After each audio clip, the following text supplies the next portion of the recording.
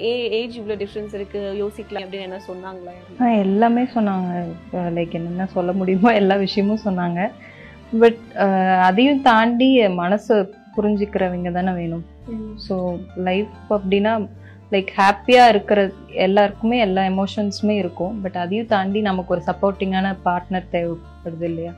So அதுக்காக எல்லாத்தையும் break பண்ணி வர வேண்டியதாக இருந்தது.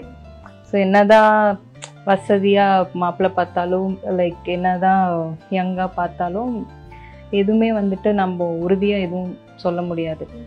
ஸோ அதனால் அண்டர்ஸ்டாண்டிங் தான் முக்கியம் அப்படி சொல்லி நான் குடியா இருந்தாங்க.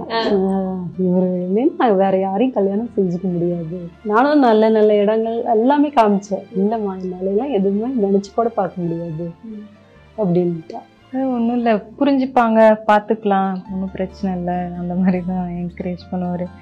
அதிகமாக குழம்பு வந்த மாதிரி இப்படிலாம் சொல்கிறாங்க, இப்படிலாம் யாரை பற்றியும் நம்ம லைக் அவங்களாம் என்ன சொல்கிறது, ஃபேமிலினா யார் வீட்டில் இருக்கவங்க மட்டும்தான். ஸோ அவங்களுக்கு புரிய வச்சு அவங்க அக்செப்ட் பண்ணிக்கிட்டா போதும், மற்றவங்கள பற்றி கவலைப்பட தேவையில்லை.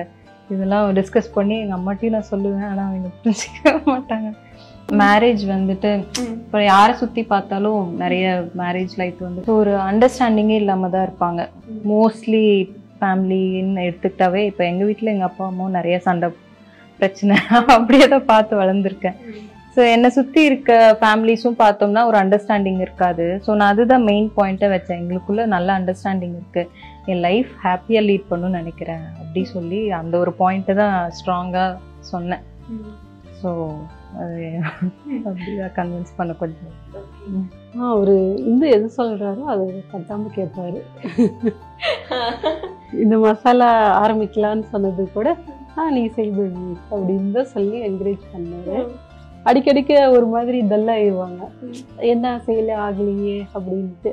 நல்ல விஷயம் எல்லாத்துக்கும் போய் சேரணும் அப்படின்னா கொஞ்ச நாள் ஆகும். இப்போ கெட்ட விஷயம் வந்து சீக்கிரம் போய் சேர்ந்துடும். நல்ல விஷயங்கும் போது கொஞ்சம் லேட்டாக தான் ஆகும்னு நானும் சொல்லுவேன், அவரும் சொல்லுவார்.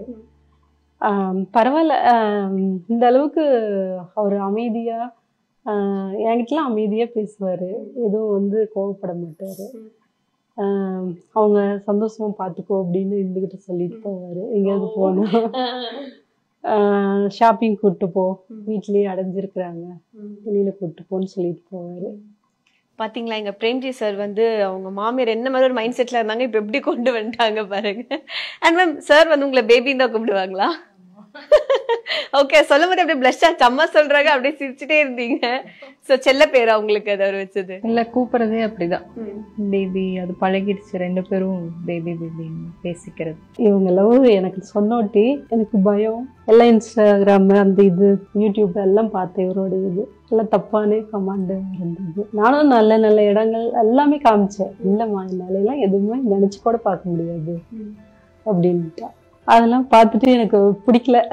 அப்போ எல்லாமே வெளியில் சொல்லவே எனக்கு பயமாக இருந்தது. யார்கிட்ட சொல்கிறது, இல்லை வீட்டில் அவரும் இல்லை அப்படிங்கும்போது எப்படி நம்ம சொல்கிறதுன்ட்டு ஒரு மாதிரி குழப்பத்திலேயே ஒரு நாள் இருந்தேன். அப்புறம் இவரை பற்றி அதில் பார்த்தது தான் எனக்கு தெரியும். இன்னும் அதுவும் எவ்வளோ எதுவுமே சொல்லலை, நாங்கள் லவ் பண்ணுறோம் அப்படின்னு தான் சொன்னிச்சு. அதுக்கப்புறம் தான் இவர் அப்படிலாம் இல்லை இப்படி இல்லை அப்படின்னு சொல்லி அப்புறமே தான் சமாதானம் ஆகும். வந்து பேசினாரு அவங்க கிட்ட, பொண்ணு கிட்டாரு, நாங்க லவ் பண்றோம், நான் நல்லா பாத்துக்கிறேன், இது கொடுங்கன்னு கேட்டாரு. அப்புறம் சரி தம்பி, இன்னும் ஒரு 6 மாசம் ஆகட்டும், அது வரலும் உங்க லவ் இப்படியே இருக்கான்னு பார்க்கலாம். அதுக்கப்புறம் மாறுற மாதிரி தெரியல, இன்னும் அதுக்கப்புறம் மாத்தலாம் அப்படின்னு முயற்சி பண்ணேன். எல்லாம் 6 மாசம் என்ன டார்ச்சர் என்ன பண்ணீங்க பாவம் நம்ம எங்க இந்து மேம. எல்லாம் சொந்தக்காரங்களை வச்சு எல்லாம் பேசினது எதுக்குமே காது கொடுத்து கேட்கல. எல்லாம் எப்படி இதுக்கு அப்புறம் இவங்கெல்லாம் சினிமாக்காரங்க அப்படின்னு நம்ம எதுவும் கேட்க முடியாது, பண்ண முடியாது அப்படிலாம் சொல்லி என்னையும் பயன்படுத்தி விட்டாங்க. அப்புறம் என்னால் நிம்மதியாகவே இருக்க முடியல. ரொம்ப நாள் நிம்மதி இல்லாத மாதிரி இருந்தேன். அழுக மூட விட்டாவே இருந்துச்சு. அப்புறமேட்டு எனக்கே இவங்க அன்பா இருக்கிறத பார்த்துட்டு சரி அப்படின்ட்டு சம்மதிச்சிட்டேன். கடைசியா ஒரு வார்த்தை சொன்னாங்க, இவரை கல்யாணம் பண்ணிக்கலைன்னா நான் கடைசி வரலும் இப்படியே தான் இருப்பேன் வேற நீ எந்த மாப்பிள்ளையை பார்த்தாலும் நான் மேரேஜ் பண்ணிக்க மாட்டேன்னு சொன்னாங்க. அதுக்கப்புறம் என்னால் எதுவுமே சொல்ல முடியல. அப்புறமேட்டு சரி அப்படின்னு சொல்லிட்டு. ஓகே, ஃப்ரெண்ட்ஷிப் வந்து 6 இயர்ஸ்லேருந்து ஃப்ரெண்ட்ஷிப்பா? 2019 இன்ஸ்டாவில் பேசணும். பட் அதுக்கப்புறம் ஜென்ரலாக தான் பேசணும். லைக் இது என்ன ஏஞ்சல் நம்பர்ஸ் பற்றி சொன்னார், அதை பற்றி பேசணும், அவ்வளோதான். அதுக்கப்புறம் கான்டாக்ட் இல்லை. அகெயின் 2022 தான் பேச ஆரம்பிச்சு. அப்போ வந்து தான்